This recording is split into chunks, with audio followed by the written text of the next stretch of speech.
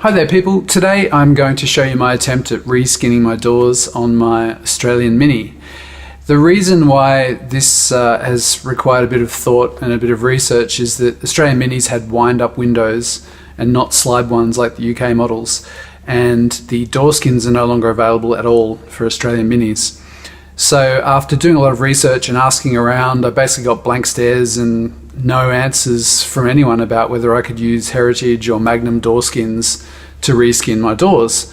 So even the Mini website, which specializes in minivans, Australian minivans, basically all I got was, yeah, you need to modify a few things, but you can make it work. That was as close as I got. So I thought if I make a video as I go through, works for me so that I can do one door, get that right, and then do the other door. And I'll remember all my steps that I've had to do.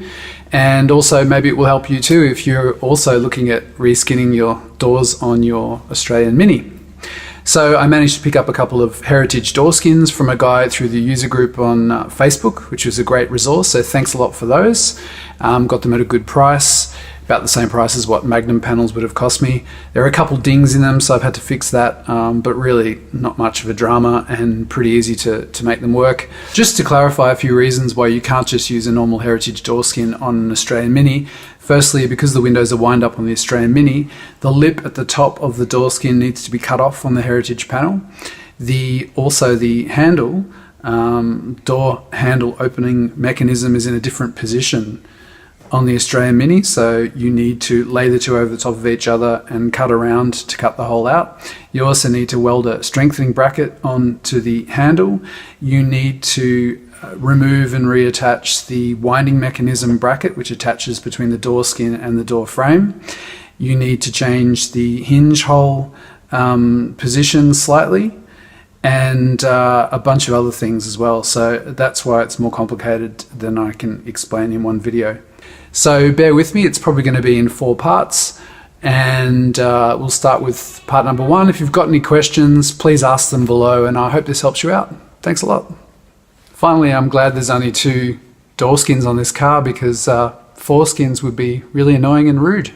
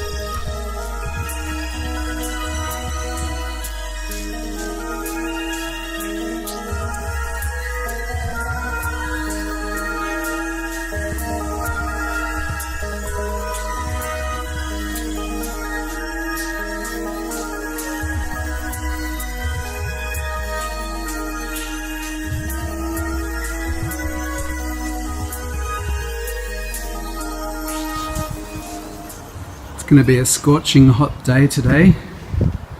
It's going to be 43 or so degrees Celsius. So it's a good day for trying to dry some sand. Because here's my door, one of my doors. I took it to a local sandblaster to get a quote on sandblasting it for me, to get all the rust out so I know what to repair. And I got a quote of $150 a door. So for $300 you can buy yourself a simple but workable air compressor, and for about $50 you can buy yourself a sandblaster, which is what I've got here. 50 bucks. And then a bag of sand, just kids play sand, for about $7 for 25 kilograms. And I'm going to have a go at blasting it myself. So I've got the air compressor, which means I've got a couple of different air tools now. I've got a die grinder for, I think it was $10, and cut-off tool for $10, and the compressor came with a ratchet hammer drill. Hammer, spanner, air spanner. So handy stuff. So I copped out and got it, but it also means I can spray the car when it comes time as well, do it properly. So I'm not using any special beads to sandblast. I just bought some kids sand, but it's a bit wet, so I'm just drying it out on my old door skin. Perfect. And just rotating it until it's really dry, and then I'll sieve it and put it into the blaster, which is here. So here we go, let's do some blasting.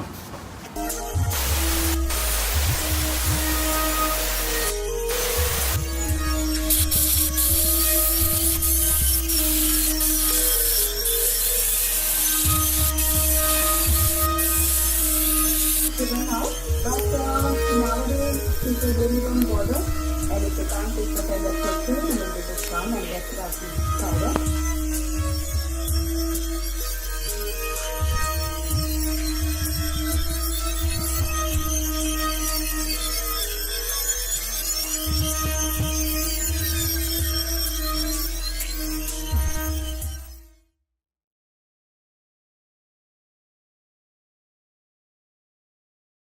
So here's my door status.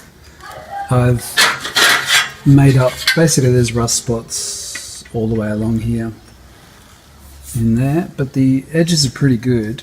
So what I've done is I just folded a piece of metal with a lip on it, and it's going to go on there like that. Marked it, scribed it, and I'm going to snip it out, load this piece in, and then I will probably make a section for the edge here. I've got a shrinking and stretching tool, so I'll be able to actually bend a piece all the way around, but the edges are actually good. There's no rust on here, so I'm just going to clean this up and weld this piece in place.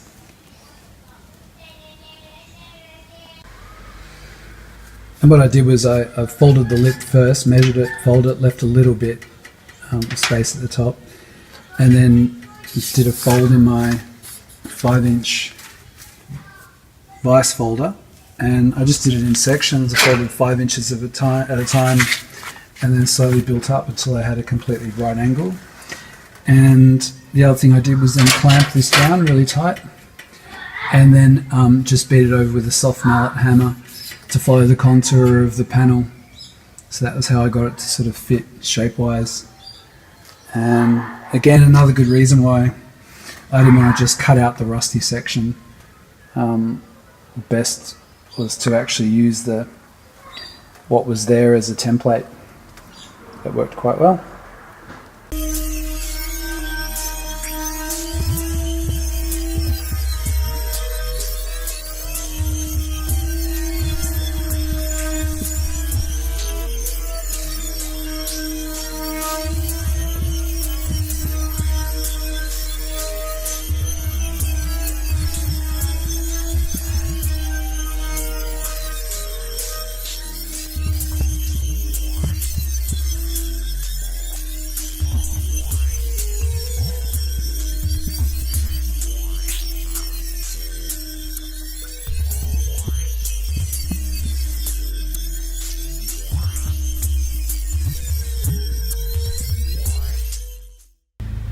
So just been kicking back with my best German mate Bosch, and have the new panel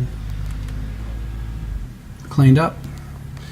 What I'm going to do is, here is rough, I know. I was just seeing if I could actually fill it, but I think what I'm going to have to do is, there's some rust underneath there. I might have to make a new panel. I've got a shrinking tool, so I'm going to have a go at maybe making a section here. It's actually not too bad, I might be able to get away with it. I've got to fill these in, which is the holes, spot weld holes, where the pocket was attached. But that's no drama. It's pretty good if we compare it to before. This was the... where are we? We go this way. This was the nasty shenanigans that was on there before. Full of rust and nasties all the way along, and terrible underneath. You can see where the strengthening bracket went there, so I'm going to have to reattach that. That's easy. And I have a new lower door frame that's nice and clean.